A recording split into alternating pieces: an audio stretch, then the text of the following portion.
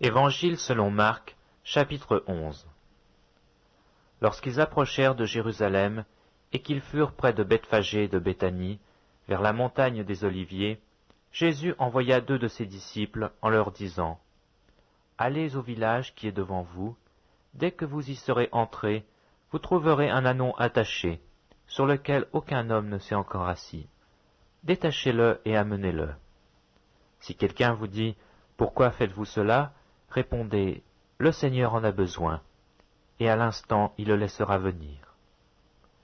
Les disciples étant allés, trouvèrent l'ânon attaché dehors, près d'une porte, au contour du chemin, et ils le détachèrent.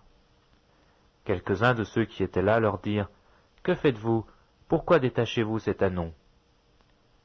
Ils répondirent comme Jésus l'avait dit, et on les laissa aller.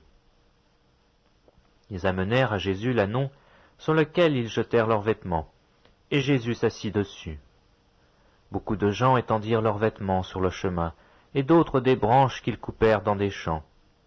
Ceux qui précédaient et ceux qui suivaient Jésus criaient « Hosanna, béni soit celui qui vient au nom du Seigneur.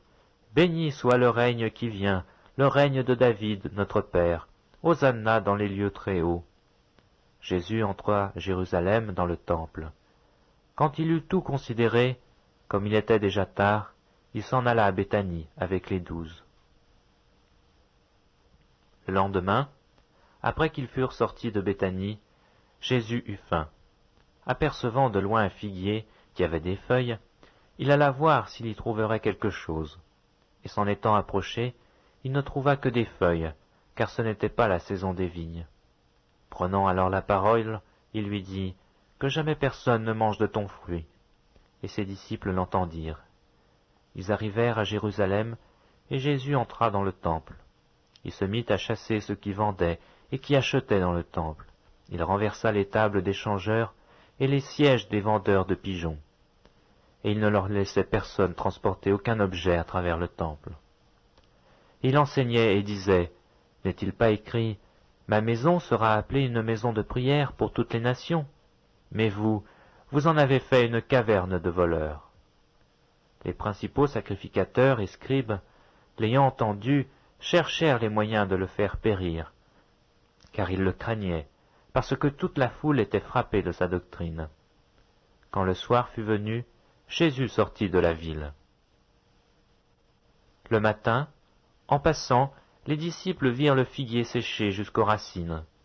Pierre, se rappelant ce qui s'était passé, dit à Jésus, « Rabbi, regarde, le figuier que tu as maudit a séché. » Jésus prit la parole et leur dit, « Ayez foi en Dieu. Je vous le dis en vérité, si quelqu'un dit à cette montagne, « Ôte-toi de là et jette-toi dans la mer », et s'il ne doute point en son cœur, mais croit que ce qu'il dit arrive, il le verra s'accomplir. C'est pourquoi je vous dis, tout ce que vous demanderez en priant, croyez que vous l'avez reçu, et vous le verrez s'accomplir. Et lorsque vous êtes debout, faisant votre prière, si vous avez quelque chose contre quelqu'un, pardonnez, afin que votre Père qui est dans les cieux vous pardonne aussi vos offenses. Mais si vous ne pardonnez pas, votre Père qui est dans les cieux ne vous pardonnera pas non plus de vos offenses. » Ils se rendirent de nouveau à Jérusalem, et pendant que Jésus se promenait dans le temple, les principaux sacrificateurs, les scribes et les anciens vinrent à lui et lui dirent, « Par quelle autorité fais-tu ces choses? Et qui t'a donné l'autorité de les faire ?» Jésus leur répondit, « Je vous adresserai aussi une question. Répondez-moi, et je vous dirai par quelle autorité je fais ces choses. Le baptême de Jean, venait-il du ciel ou des hommes? Répondez-moi. » Mais ils raisonnèrent ainsi entre eux. Si nous répondons du ciel, il dira, « Pourquoi donc n'avez-vous pas cru en lui ?» Et si nous répondons des hommes, ils craignaient le peuple, car tous tenaient réellement Jean pour un prophète. Alors ils répondirent à Jésus, « Nous ne savons. » Et Jésus leur dit, « Moi non plus, je ne vous dirai pas par quelle autorité je fais ces choses.